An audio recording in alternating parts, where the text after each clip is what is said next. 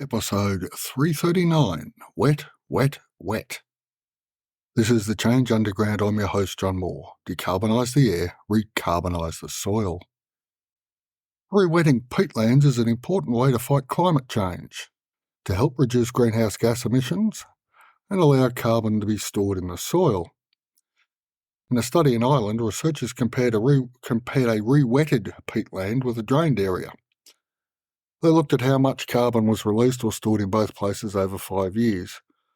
The drained area released carbon into the atmosphere, while the rewetted area absorbed carbon from the air, even though it also released some methane. The researchers used computer models to predict what plants would grow in the rewetted areas and how it would affect the climate under different scenarios. They found the rewetted area helped cool the climate in some scenarios, but not others. It depended on how much carbon dioxide was released in the future.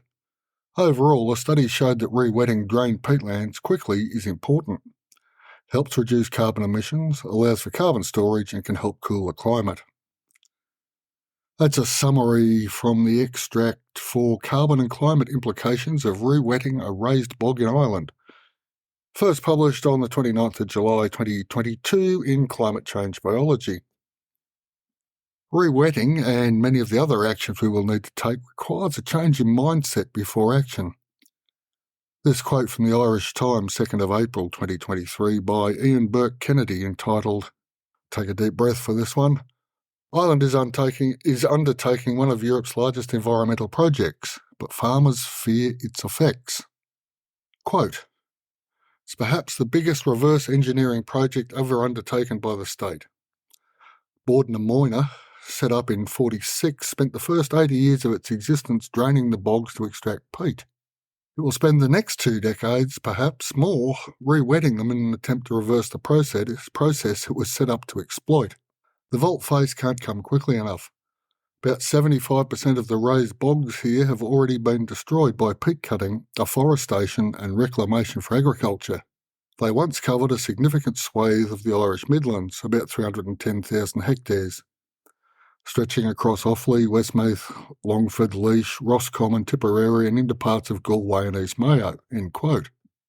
You can see the extent of changes being undertaken. This takes some effort from an Antipodean point of view to come to grips with. Soil so wet it had to be drained, not just after a flood event but continuously, is a thing most uncommon in this wide brown land.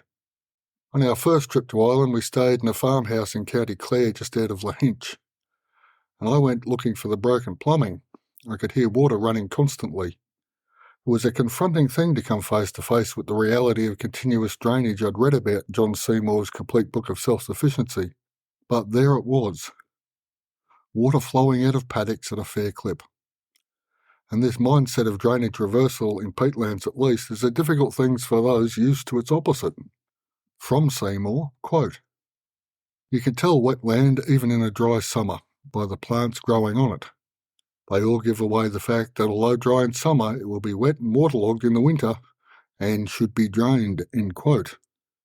I added the emphasis to the end there. And that's from page 30 of the 1992 edition of the Complete Book of Self-Sufficiency. Draining and, in inverted commas, improving soil has been the standard Western approach in agriculture since at least Roman times, probably earlier. But can a wetted bog produce any food? Well, let's look backwards to go forward.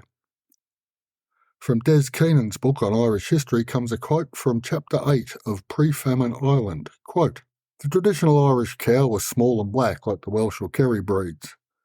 The terms black cattle and horned cattle applied to cows, for the word cattle itself would apply to horses. The Irish cow had a reputation for hardiness and an ability to survive, if not actually fatten, on poor pastures. Some of the improved breeds were considered delicate and needing to be stall-fed. The rough grazing on the mountains and bogs was used in summer to pasture the cattle in common, end quote. So things are changing, things need to, and they will not be the same as they were, but they needn't be disastrous. Cattle of the right sort can run on bogs. Their productivity is another matter. When you compare, say, a Dexter bull to a Simmental, you come up with the following figures. 360 kgs or thereabouts versus up to 1,300. The difference in pressure per footstep becomes obvious. Clearly, you can run more dexters per hectare than Simmental, but then your handling costs increase and so on. If you only have access to rewetted bogs, I'm guessing you're using dexters or kerries. Solutions, but are they profitable? One for the bean counters, not moi. The problem with the current systems, not just in Ireland but everywhere, is the concept of intensification. Pouring more and more fertiliser and water into a given piece of land to extract more and more income looks great from the individual's income perspective, but the aggregate effect is not good from a greenhouse gas perspective. The issue is political as much as agricultural ecological. We all know and we've all heard farmers saying that no one cares for their land more than they do, and this is true enough. But patterns of behaviour, the production systems of the old paradigm promoted by ag departments across the world, both government and university, have been pushing agriculture in particular directions. The Green Revolution being but one example, and this isn't an environmental revolution, but one that developed out of Western agriculture after World War II, was followed by technology transfer to the developing world and the entrapment of small area farmers into borrowing for the needed inputs, fertilisers, pesticides, etc., and hoping the crop would cover the debt with something over. And to be fair, this occurred in the developed world too, with disastrous consequences environmentally and in human terms across both levels of economic development. Going back to the systems prior to the Green Revolution seems at first glance a non-starter. So many more people, much longer supply chains, loss of locally adapted seed varieties, to name just a few objections. I think the key, though, is to shorten the supply lines whilst maintaining the possibility of rapid movement of staples. Grains, basically, in case of emergency, famines, war, earthquakes, that sort of thing. And the best way to shorten supply lines is to grow food gardens. In a piece by Stephen Scott on the website Small Farmers Journal entitled Russian Dacha Gardens, Scott discusses this Russian system. Quote, Dacha gardens account for about 3% of the arable land used in agriculture. It grows an astonishing 50% by value of the food eaten by Russians.